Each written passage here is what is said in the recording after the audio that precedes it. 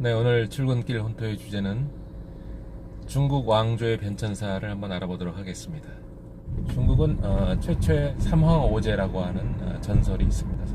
삼황은 천황, 지황, 인황 이렇게도 얘기하고, 수인, 북희, 신농 이렇게도 얘기하고, 다양한 학설이 있기 때문에 그냥 삼황오제라고 하면 될 것 같고, 오제 중에서 마지막 도임금이 요임금하고 순임금입니다. 요순 시대라고 하죠. 요순 시대를 거쳐서 이제 하나라가 이제 등장을 하게 되는데, 하나라 뒤에 상나라, 상나라 뒤에 이제 주나라가 이제 등장을 하게 되죠. 주나라는 확실히 역사에 나오는 나라이고, 상나라도 우리가 은허의 발굴 그래가지고, 은허가 1917년인가 발굴이 되는 바람에 은나라의 존재가 인정이 되었다. 근데 은나라가 국호가 상나라였다. 그것까지는 실제로 사료로서 밝혀진 내용이고, 하나라는 이제 사료는 없습니다. 그래서 하나라도 이게 가상의 국가 아니냐 이런 얘기도 있는데, 어쨌든 그러면 상나라가 갑자기 튀어나온 거냐, 그런 식으로 얘기하면 하나라의 존재 근거도 인정이 되는 거죠. 그러면 하나라 이전에 삼황오제가 있었던 것도 사실 아니냐, 또 이렇게까지 얘기할 수도 있는 거죠. 삼황오제 이전까지 또 얘기하면 진짜 신화에 나오는 반고라는 거인이 천지를 창조하고 중국을 만들었다 이런 얘기가 있죠. 반고는 어디에도 나오냐 하면은 우리나라 환단곡이라는 책자에 보면은 이제 환인천재 시대가 지금으로부터 약 9,000년 전이라고 합니다. 그러니까 BC 7,000년경. 그때 이제 환인의 명을 받아서 안타겐 환인 시대에 우리나라 쪽으로는 이제 환웅을 보내는데, 초대 환웅의 이름이 커반한 환웅이죠.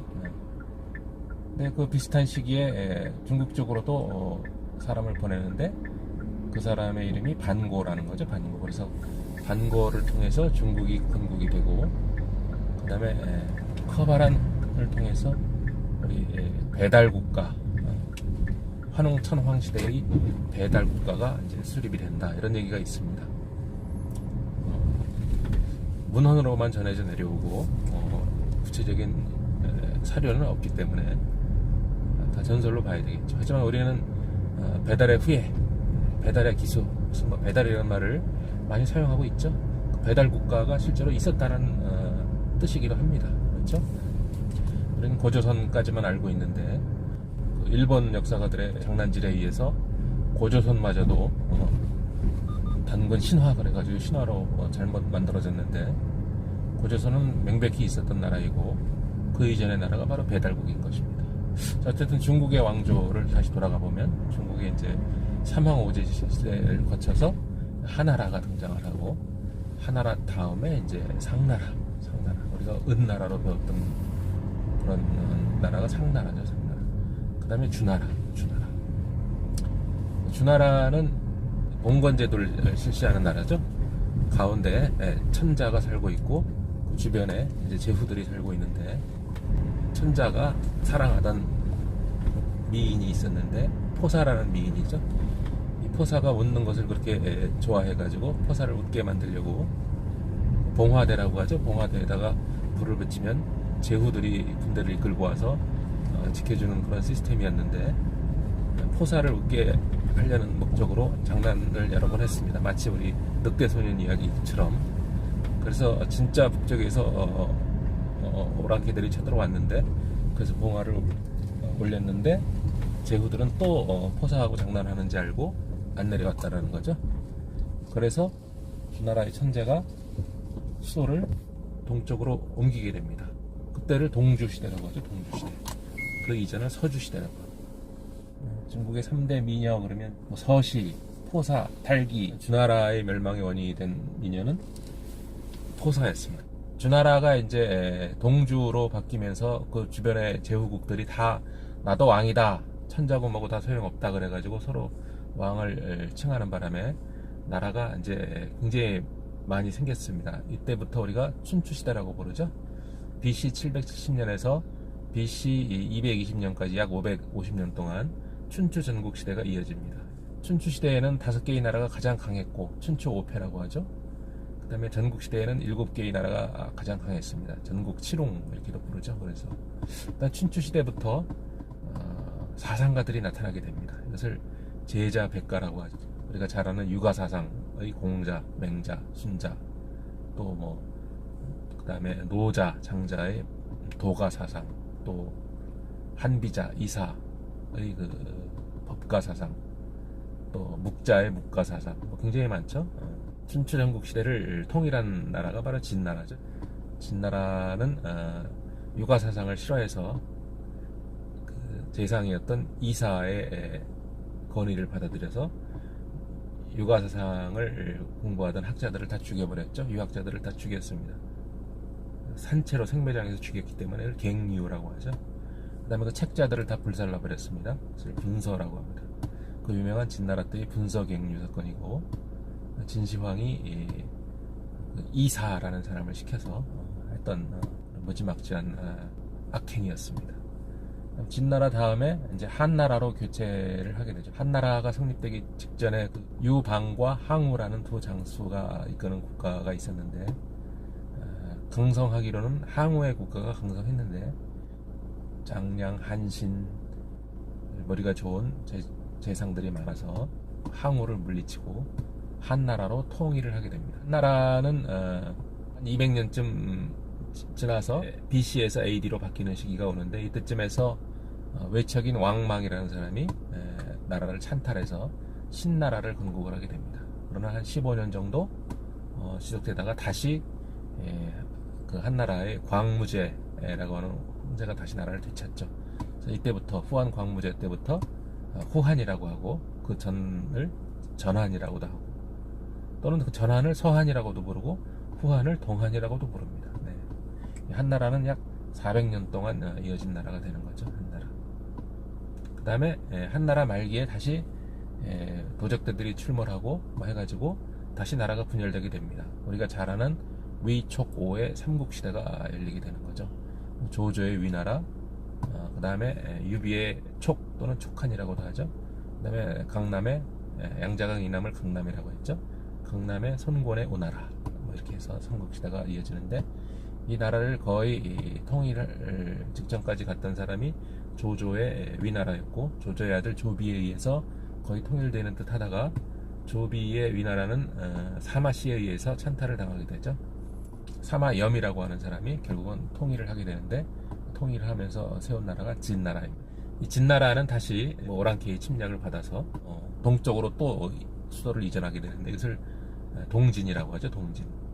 이 동진은 남쪽에서 세력을 쌓아서 남쪽의 나라들을, 왕조들을 이어가게 되고, 북쪽에서 쳐들어온 오호라고 하는 그 흉노선비 강갈저라고 하는 오호는 북쪽에다가 16개의 나라를 세우게 됩니다. 16국이라고 하죠. 그래서 위나라 다음에 진나라가 나오고, 진나라 다음에 이것이 북조와 남조로 나뉘었다고 해서 이 시기 전체, 이 혼란스러운 시기를 위진남북조 시기다 이렇게 부르는 거죠. 위진남북조. 이 북조의 그 제일 끝에 있는 나라가 북주와 북제라는 나라가 있었는데, 북주에 의해서 통일을 하게 되고, 남쪽에는 동진 다음에 송, 제, 양, 진, 또다시 진나라가 나옵니다. 이 세 나라를 다 북주가 통일을 해서 통일해서 새로 세운 나라가 수나라죠. 수나라.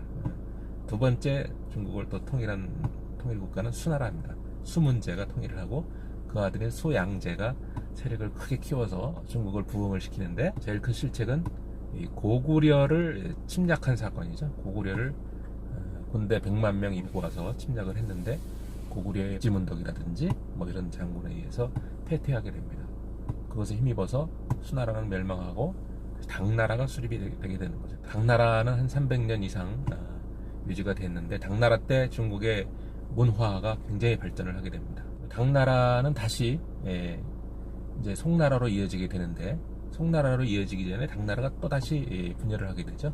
소위 이른바 5대 10국의 난이라 그래가지고, 5대는 뭐 양당, 진, 한주 해서 후량, 후당, 후한, 후주 뭐 이렇게 해서 양당, 진, 한주의 순서대로 이렇게 후주까지 이어지게 되죠. 5대 10국. 10국은 또 뭐 굉장히 복잡한 명칭이 있습니다.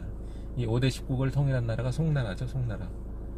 절도사였던 조광윤이 송나라를 세우게 됩니다. 하지만 이 송나라도 다시 북쪽에 여진족이 세운 금나라의 위세에 눌려서 남쪽으로 이전을 하게 되는데 이때를 남송이라고 하죠. 남송 때 그 유명한 그 주자 주희라고 하는 또 대철학자가 나타나서 위진 남북조 시대에 인도의 불교가 들어와서 불교가 융성을 하게 되고 수나라 당나라 때 아주 굉장히 크게 발전을 하게 되죠.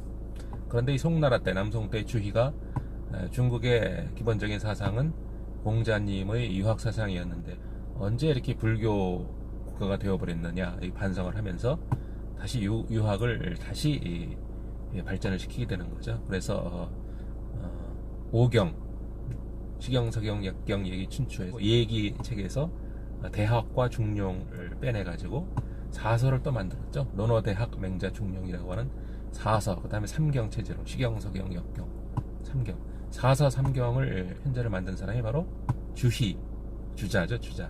이때부터 이 학문을 주자학이라고도 하고 성리학이라고도 부릅니다. 이 성리학, 주자학이 고려시대 때 들어왔고 우리나라에 조선시대 때 성리학으로 크게 발전을 했죠. 조선의 대유명한 성리학자들이 굉장히 많죠. 이율곡, 이황 이런 사람이 있는데 이황은 중국에서도 존경받는 성리학자로 아주 대학자로 이렇게 명성을 날렸던 사람이죠. 그 다음에 송나라를 거쳐서 이제 그 당시에 이제 북쪽 지방에 있던 몽골족이 세력을 크게 확장을 하게 됩니다. 그때 우리가 잘 알고 있는 태무진이라는 사람이 이제 징기즈 칸으로 유명한 사람이죠. 이 사람이 중국 전역을 통일하고 서쪽으로는 거의 뭐 페르시아 지역까지 통일을 하게 되죠. 중국 지역은 이제 원나라로 바뀌게 되는 겁니다. 송나라에서 원나라로 바뀌게 되죠. 이 원나라의 지배를 우리 고려시대 때 한 100년 동안 받게 되죠. 충렬왕, 충선왕, 충수광, 충해왕, 충목왕, 충정왕 이 6개의 왕이 원나라의 지배를 받아서 중국식으로 살았던 중국의 식민지였죠. 네, 국민왕 때 이제 원나라 영향에서 벗어나기 위해서 노력을 많이 했던 것이죠. 자, 그 원나라가 있었고요. 원나라 이제 말기에 다시 이제 원나라는 명나라로 바뀌게 되는데 주원장이 군대를 일으켜서 나라를 회복을 하게 됩니다. 그리고 나라 이름을 명나라로 하는 거죠. 명나라 때 주자학은 성리학은 다시 왕양명이라는 사람이 나타나서 양명학이다 이렇게 또 학문을 또 발전을 시킵니다. 네, 양명학.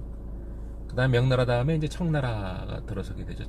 청나라는 이제 뭐 만주족의 세력이죠. 만주족. 숙, 읍, 물, 말여. 그래서 숙신, 음루, 물길, 말갈, 여진, 만주족 이렇게 계보가 이어지죠. 그래서 만주족이 세운 나라가 청나라입니다. 청나라는 1911년에 이제 그 신해혁명이 일어나서 이제 중화민국으로 이제 순문에 의해서 위안스카이 원세계가 초대, 그다음에 2대를 순원이 이제 맡게 되는 거죠.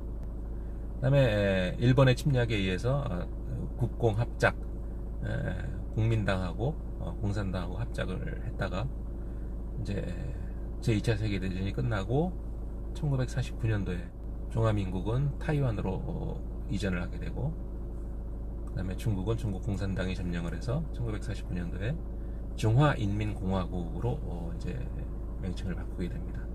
지금은 중국으로 이렇게 이제 불리우고 있죠. 이렇게 굉장히 길고 긴 중국의 왕조 변천사를 한번 살펴봤고 중간중간에 우리나라의 왕조까지도 연결을 지어서 한번 생각을 해봤습니다.